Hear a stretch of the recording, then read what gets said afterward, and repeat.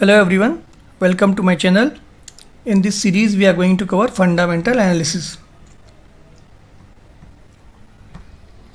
Before we start, does anyone know how many companies are listed in India? Any guess? 100, 2000. Okay, so we have 5250 companies listed in India. Okay, another question. How many company one of us can hold? Maybe 10, 20, 30, maybe 50.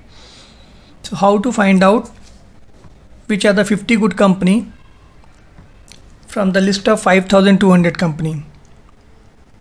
We need to analyze them.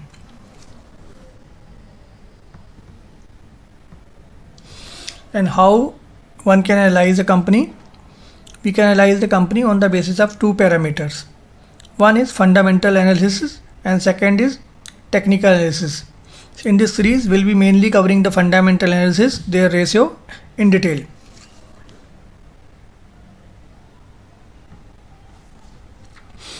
So there are top 10 fundamental ratios, right from earning per share, PE, price to earning ratios, PEG, FCF, P price, P by B, ROE, DPR, P by S, dividend yield ratio and D by E ratio.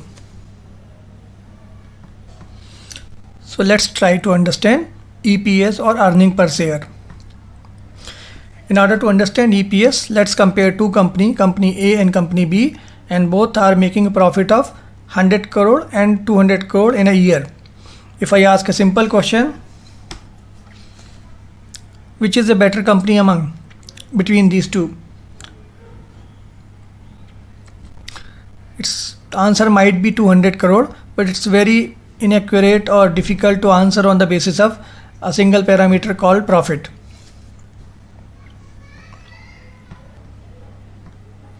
So let's understand EPS. EPS is portion of the company's profit that is assigned to each share of its stock. It is essentially the bottom line net income just on per share basis. How EPS is calculated? EPS is total profit divided by number of outstanding share. Now let's understand EPS from two different companies' point of view. Let's say company A and company B. Company A makes profit of 100 crore and company B makes profit of 200 crore. And let's say if number of shares for both company A and company B are 1 crore, then company's A EPS comes out to be 100 rupee per share and company B EPS comes out to be 200 rupees per share. Again, the same question. Which is a better company? Again, it's insufficient to make the decision only on the basis of EPS, because if number of share goes up and down, EPS may dramatically change. For example, if company B's number of share goes to 10 crore, the EPS comes down from 200 rupees to 20 rupees.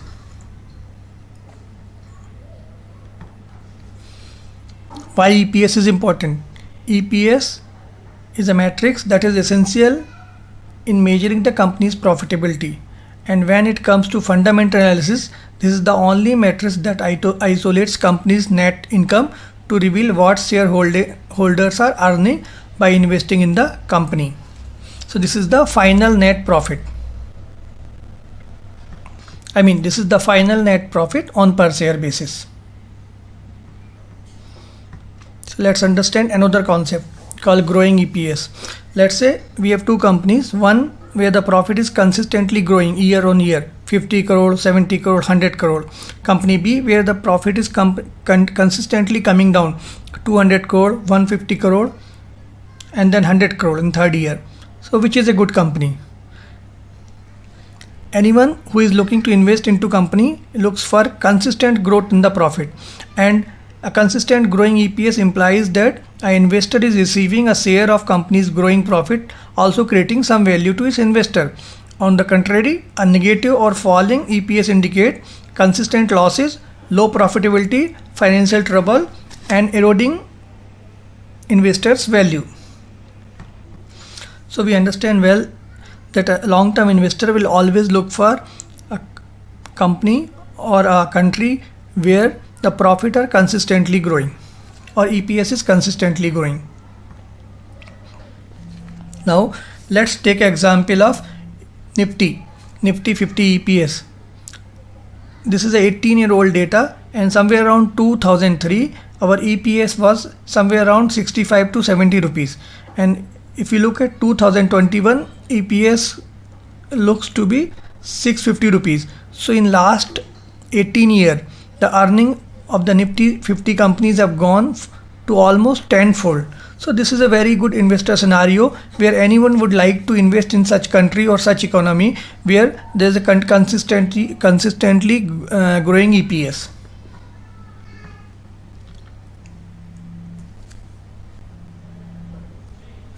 Okay, what are the some limitation of the EPS? First limitation, company can easily manipulate earning per share by reducing the number of share. If the share goes up, number of share goes up, EPS will come down, and vice versa. Now second shortcoming or second limitation, the EPS does not take account on the company's debt position. If let's say if company is having showing a 200 crore profit, but at the same time it might be having a 2000 crore bank loan, but the bank loan cannot be seen from the EPS. Another one, EPS does not capture company performance since it fails to consider price in the share. Okay, let's say a company is consistently showing same EPS of let's say 200 rupees. So first year it shows EPS of 200 rupees, next year also it shows EPS of 200 rupees, and third year also it shows the EPS of 200 rupees, where the company's price have gone from first year to